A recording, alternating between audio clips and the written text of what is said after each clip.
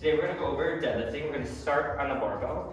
We're going to have our feet about shoulder to hip width apart.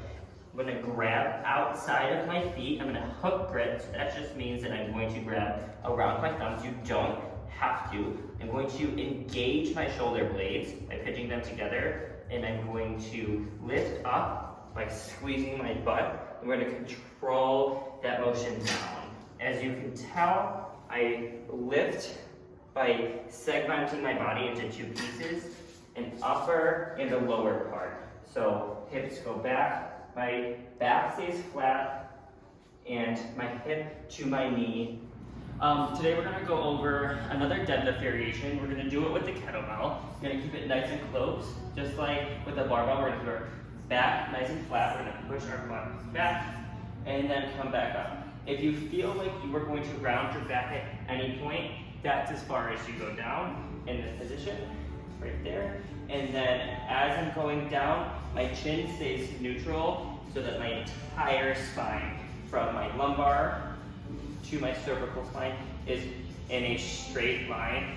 A common mistake I see is as we go down, my head goes up and then we lose tension throughout the spine. If bridging the gap from double leg deadlift to single leg deadlift is a little hard for you, or you're struggling with the form of a deadlift with your back, a good little tool is a foam roller. And we're going to put it on our foot and in each of our hand, and we're going to work on that hip hinge by sticking our butt back and standing back up.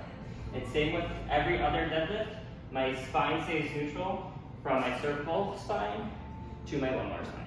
Another use for the kettlebell in deadlifting is a single leg deadlift. You could do this with a dumbbell as well. I like to hold it on the opposite side. So if my left leg is planted, the kettlebell or the dumbbell is on the opposite side.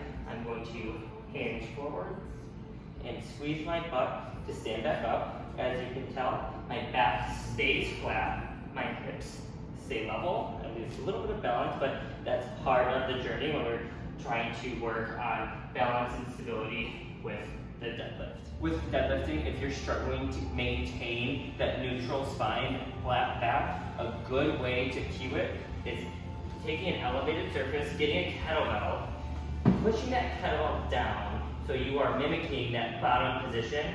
I'm squeezing my arms into my torso. A good cue is like there's a $100 bill and you don't want somebody to take that away from you. That's lodged right here.